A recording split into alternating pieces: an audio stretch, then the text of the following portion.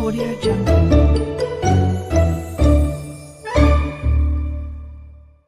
জলের নিচে এক সুন্দরী জলপরী জলের নিচে থাকতে থাকতে বিরক্ত হয়ে যায়।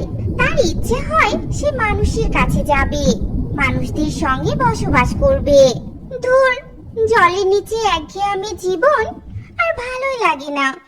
জলের উপরের জীবন না জানি কত সুন্দর, মানুষরা কত সুন্দরভাবে জীবনযাপন করে। হ্যাঁ, আমি এই রাজ্য ছেড়ে পৃথিবীতে যাব, কিন্তু যদি মাকে মানুষের দেশে যাওয়ার কথা বলি, মা তো যেতেই দিবে না। হ্যাঁ, আমি এখান থেকে পালিয়ে যাব।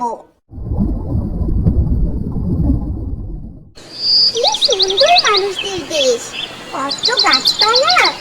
আমার তো চারপাশের সৌন্দর্য দেখে খুব ভালো লাগছে। বাহ, মাটিতে হাঁটতে তো বেশ ভালো লাগছে। আমি তো জলপরী, এই দেশে থাকা যাবে না আমার। আমি বড় মানুষের বেশ ধরি।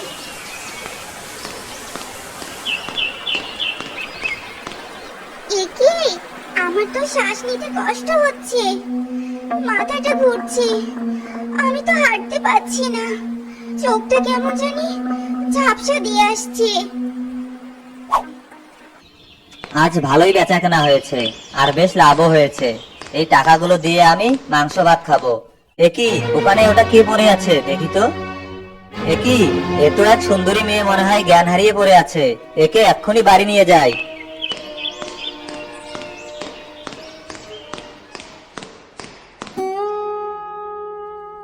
কে গো তুমি? অমন জ্ঞান হারিয়ে পড়েছিলে কেন? তোমার বাড়ি কোথায়? তোমার সব প্রশ্নের উত্তর আমি দিব। তার আগে তুমি আমাকে একটা চৌবাচ্চার ব্যবস্থা করে দাও। আমার যে নিঃশ্বাস নিতে সমস্যা হচ্ছে। তুমি একটা জলপরী? এটা কি করে সম্ভব?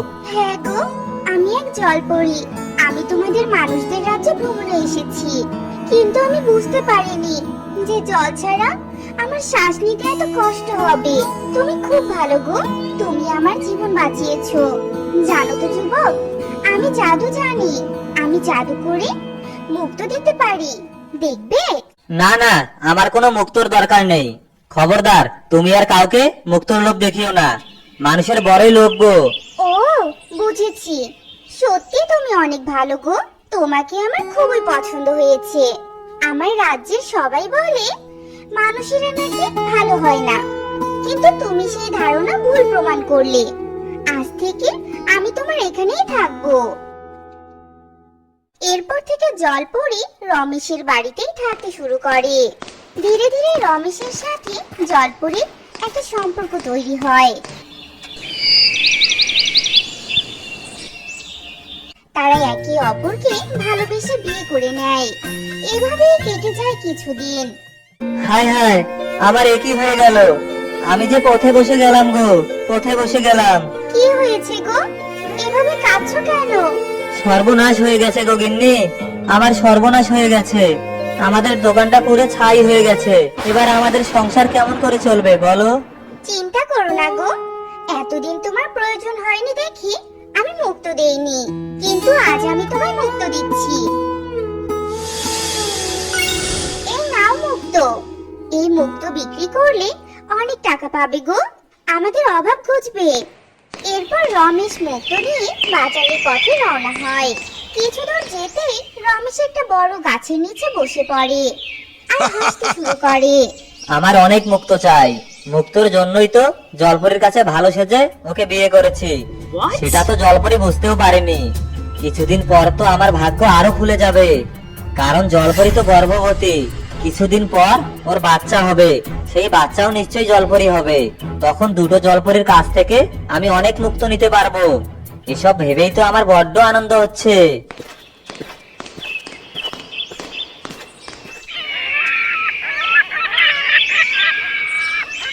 গিন্নি, দোকান তো ঠিক করলাম, কিন্তু এখনো দোকানে জিনিসপত্র কেনার বাকি আছে। সংসারের অভাব। কিছুদিন পর আমাদের ঘরে নতুন অতিথি আসবে। বলছিলাম কি গিন্নি, তুমি যদি আজকেই মুক্ত দিতে তবে ভালো হতো। আচ্ছা ঠিক আছে, বেশ, এই নাও মুক্ত। একটা মুক্ত দিয়ে কিছু হবে না গিন্নি, দু তিনটে মুক্ত হলে ভালো হতো গো। ও আচ্ছা আচ্ছা দিচ্ছি, এই নাও 3টে মুক্ত।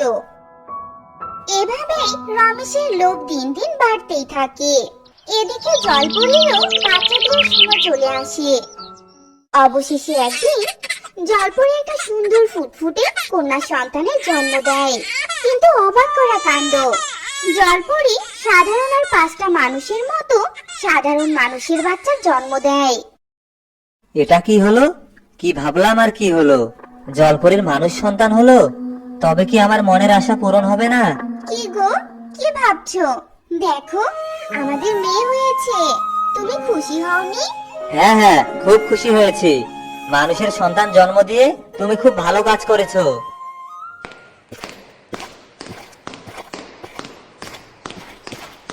কি ব্যাপার, রমেশ এভাবে চলে গেল কেন? তবে কি রমেশ আমার মেয়েকে দেখে খুশি হয়নি? কিছুদিন থেকে রমেশের আচরণ আমার একদম ভালো লাগছে না। রমেশ, আমার জলের হেলমেটটা নষ্ট হয়ে গেছে। আরেকটা নতুন জলের হেলমেটের ব্যবস্থা করে দাও, আমার শ্বাস নিতে কষ্ট হচ্ছে। হেলমেট এনে দেবো, কিন্তু তার আগে আমায় মুক্ত দাও। কিন্তু তুমি যে বলেছিলে প্রয়োজন ছাড়া মুক্ত নেবে না। কবে কি সব বলেছিলাম আমার সব মনে নেই, তবে এটা ঠিক, তুমি মুক্ত না দিলে আমি তোমায় জলের হেলমেট দেব না। বুঝতে পেরেছো? এরপর জলপরি আর কোনো কথা না বলে মুক্ত দেয়। আর রমেশ মুক্ত নিয়ে চলে যায়। এভাবেই রমেশ প্রতিনিয়ত কারণে অকারণে জলপরির কাছ থেকে মুক্ত নিত।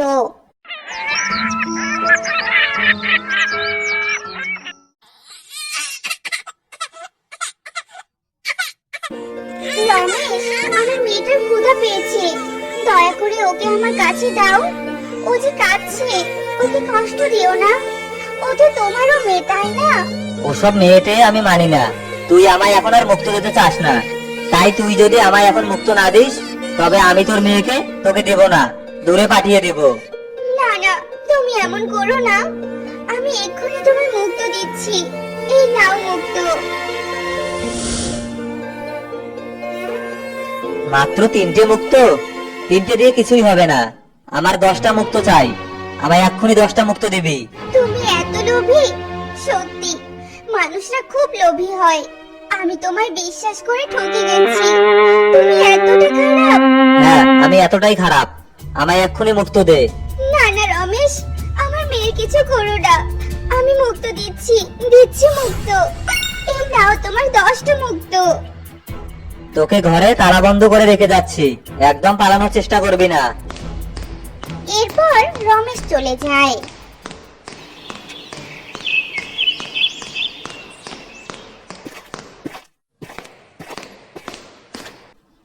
একে, এই ঘরের মধ্যে এভাবে কে কাচ্ছে? বাইরে থেকে তো তালা দেয়া, দেখি তো ঘরে কে আছে। একে, কে গো তুমি? এভাবে কাঁদছো কেন? আর তুমি এভাবে অদ্ভুত জলের হেলমেট পরে আছো কেন? নিশ্চয় নিঃশ্বাস নিতে তোমার কষ্ট হচ্ছে না? আমি এক জলপরি গো, আগে তো আমায় এখান থেকে রক্ষা করো। দয়া করে তালাটা ভেঙে আমায় মুক্ত করো, তারপর তোমার সবটা বলবো। আচ্ছা আচ্ছা, তুমি কেঁদো না, আমি দেখছি। এরপর ফুলি তালা ভাঙার অনেক চেষ্টা করে, কিন্তু কিছুতেই তালা ভাঙতে পারে না। হঠাৎ করে ফুলি কারো পায়ের আওয়াজ শুনতে পায়, আর সাথে সাথে ফুলি লুকিয়ে পড়ে। আর রমেশ এসে দরজার তালা খোলে। কিরে, তুই এখনো কান্না করছিস? চুপ, একদম কান্না করবি না। এ কি, এই তুই কে রে? এই ঘরে না বলে ঢুকলি যে? এই যে কাকু, আমি সব জানি। তুমি এই জলপরীকে বন্দি করে রেখেছো। আমি তোমার নামে জমিদারকে নালিশ করেছি। জমিদার তার প্রহরী নিয়ে তোমায় ধরতে আসছে। তুমি খারাপ মানুষ, তুমি পচা। কি, জমিদার আমায় ধরতে আসছে? এক্ষুনি পালাই বাবা, নয়তো কারাগারে বন্দী হতে হবে। এরপর রমেশ পালিয়ে যায়, আর জলপরি সব ঘটনা ফুলিকে বলে। আমাকে তুমি উত্তরের সমুদ্রের কাছে নিয়ে যাও, ওই সমুদ্রের নিচেই আমার রাজ্য। আচ্ছা ঠিক আছে।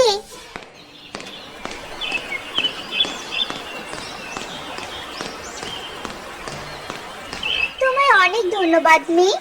আমি তোমার এই ঋণ কোনোদিনও শোধ করতে পারবো না। এরপর জলপরি তার রূপ নিয়ে তার মেয়েকে নিয়ে আবারও জল রাজ্যে ফিরে যায়, কিন্তু জল রাজ্যে সে ঢুকতে পারে না। জলপরি, তুমি জল রাজ্যের সব নিয়ম কানুন ভঙ্গ করেছো। তুমি জল রাজ্যে থাকতে পারবে না। আমি সবটা জাদুর আয়নায় দেখেছি। মাতা, আমার ভুল হয়ে গেছে, আমায় দয়া করে থাকতে দিন। আমার মেয়েকে নিয়ে আমি এখানে থাকতে চাই। একি, আমার মেয়ে এমন নিস্তেজ হয়ে যাচ্ছে কেন? মাতা, মানে কিছু করুন।